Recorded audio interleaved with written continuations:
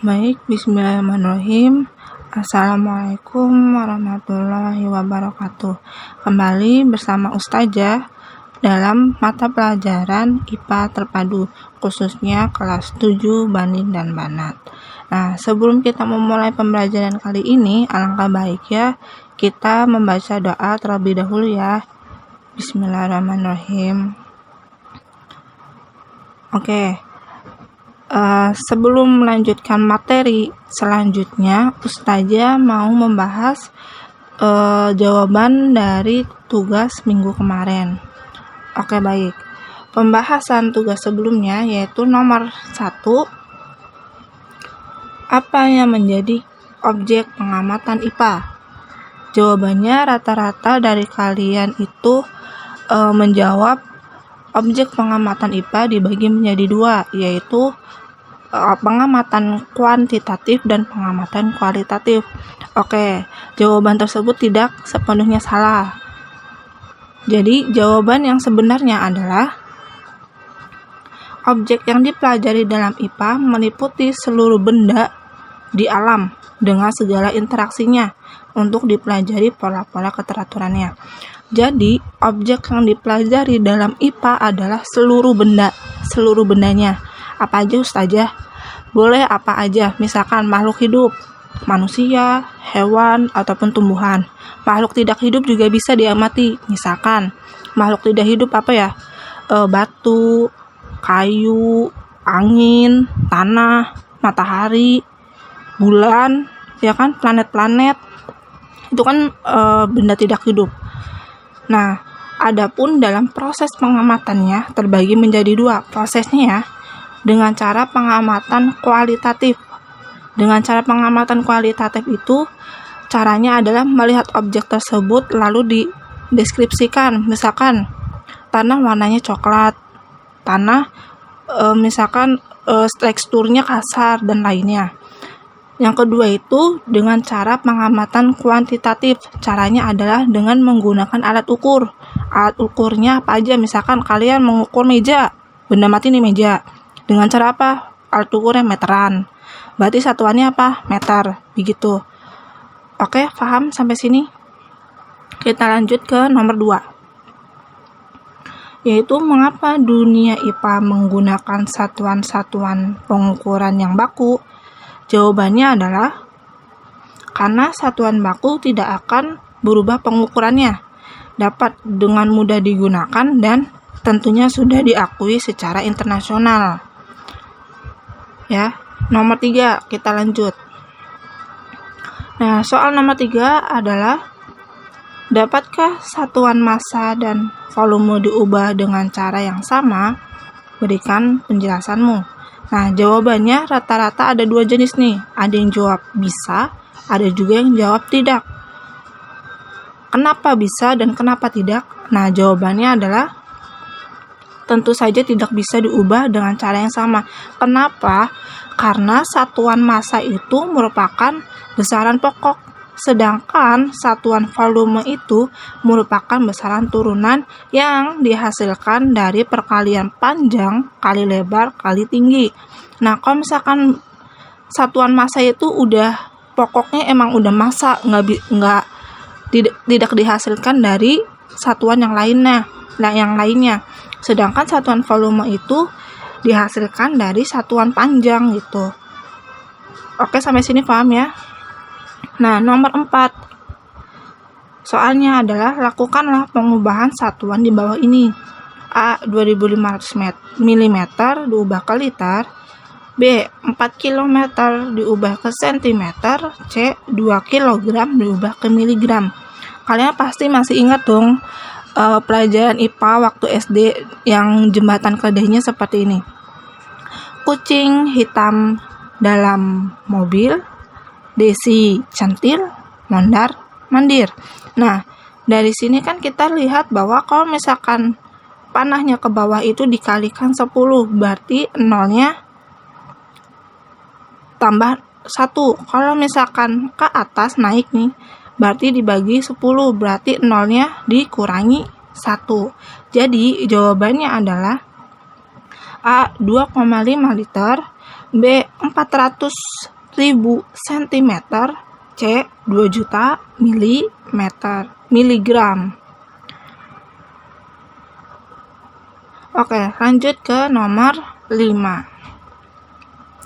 Pilihlah satuan panjang yang tepat untuk menyatakan hasil pengukuran benda-benda di bawah ini. A. Tebal kertas. B. Lebar ruangan kelas. C. Jarak antar dua kota. D. Jarak antara bumi dan Pluto. Jawabannya adalah tebal kertas itu bisa diukur menggunakan satu satuan milimeter. Kenapa? Karena kertas itu kan tipis, jadi hanya bisa diukur dengan satuan terkecil, yaitu milimeter. Sedangkan lebar ruangan kelas itu bisa menggunakan meter. Bisa juga sih menggunakan sentimeter, cuman pasti jumlah angkanya itu lebih banyak, lebih besar. Karena itu diperkecil jadi menggunakan meter. Jarak antara dua kota yaitu kilometer ya. Dan jarak antara bumi dan Pluto adalah SA atau satuan astronomi. 1 SA itu setara dengan 150 juta kilometer. Atau kalian mungkin pernah dengar 1 tahun cahaya. Nah, itu satuan dari satuan astronomi. Oke, sampai sini insya Allah pada paham semua ya. Oke, selanjutnya kita masuk ke materi berikutnya, yaitu mengenai metode ilmiah. Kalian ada yang tahu apa itu metode ilmiah? Ya, deskripsi dari metode ilmiah adalah suatu cara sistematis yang digunakan dalam memecahkan dan mencari jawaban atas permasalahan yang dihadapi dalam suatu penelitian. Nah, sedangkan penelitian sendiri atau penyelidikan itu merupakan usaha untuk menemukan, mengembangkan, dan menguji kebenaran suatu hal dengan menggunakan metode ilmiah. Oke, lanjut. Nah, dalam metode ilmiah itu terbagi menjadi 3 tahap. Yang pertama itu pengamatan, yang kedua inferensi, dan yang ketiga komunikasi. Pengamatan, apa yang kalian bayangkan mengenai pengamatan? Ya, mengamati suatu benda secara kuantitatif dan kualitatif ya. Tadi sudah dijelaskan. Nah, pengamatan itu menggunakan panca indera. Berarti kualitas ya. Termasuk melakukan pengukuran dengan alat ukur yang sesuai. Berarti kuantitas. Pengamatan dilakukan untuk mengumpulkan data dan informasi. Nah, saja punya suatu contoh nih. Misalkan contohnya, saat melihat sebuah benda yang ada di dapur, sebuah meja bendanya ya. Ia melihat panjang meja, warna meja, dan bentuk mejanya. Kemudian dia penasaran nih, berapa panjang meja tersebut, karena bentuk mejanya seperti ini, karena warna mejanya seperti ini, begitu. Lalu mengukurnya dengan meteran. Setelah mengukurnya, kemudian saat mencatatnya di sebuah buku. Kemudian lanjut ke tahap selanjutnya. Setelah pengamatan itu ada tahap inferensi. Nah, tahap inferensi itu sendiri adalah merumuskan penjelasan berdasarkan pengamatan yang dilakukan. Penjelasan ini digunakan untuk menemukan pola-pola atau hubungan antar aspek yang diamati dan membuat perkiraannya. Misalkan kita lanjut tadi contoh saat melihat sebuah benda yang ada di dapur. Bendanya panjang dia melihatnya ya, terus warnanya dan juga bentuknya. Lalu dia mengukur benda tersebut menggunakan meteran, lalu dia catat. Nah, contoh membuat inferensi adalah ketika saat melakukan pengukuran dan didapatkan hasil bahwa meja tersebut memiliki panjang 150 x 90 cm dengan 4 kaki meja di bawahnya. Nah, menurutnya berarti dia sudah menghipotesis, dia menduga-duga bahwa meja dengan panjang tersebut itu harus mempunyai atau membutuhkan 4 kaki di bawahnya dan tidak mungkin menggunakan 1 kaki meja. Kemudian dia mencari referensinya, mencari keilmuannya. Bener nggak sih meja dengan panjang segini harus mempunyai 4 kaki? Kenapa nggak bisa mempunyai 1 kaki atau mempunyai 2 kaki begitu kan? Nah, setelah saat mencari referensi yang ada di buku, yang ada di internet, nah, dan menarik kesimpulan bahwa kesimpulan yang dibuat sebelumnya ternyata sesuai dengan referensi yang dicarinya. Ternyata benar nih. Setelah dicari ilmunya bagaimana, ternyata benar. Meja dengan panjang 150 x 90 cm itu memang betul harus ada 4 kaki di bawahnya. Tidak bisa menggunakan 1 kaki. Kalaupun menggunakan 1 kaki, mungkin panjang mejanya itu berbeda.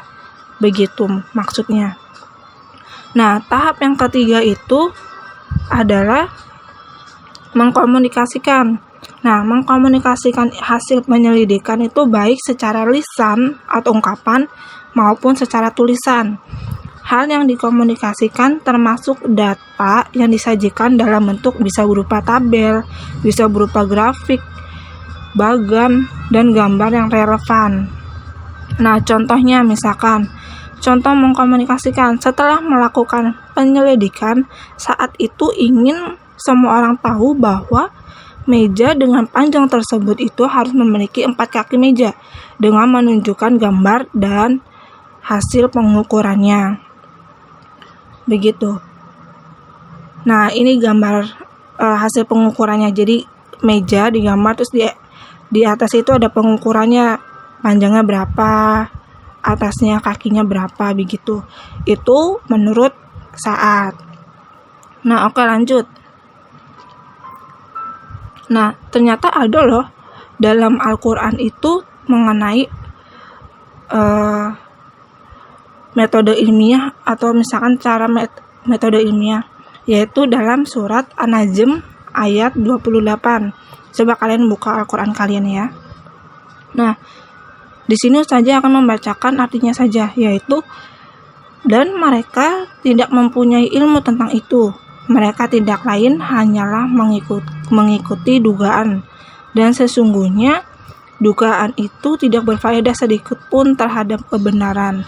Nah, dari sini kita bisa mengambil kesimpulan bahwa kita itu harus mencari referensi dari apa yang kita duga. Misalkan contoh tadi Saat.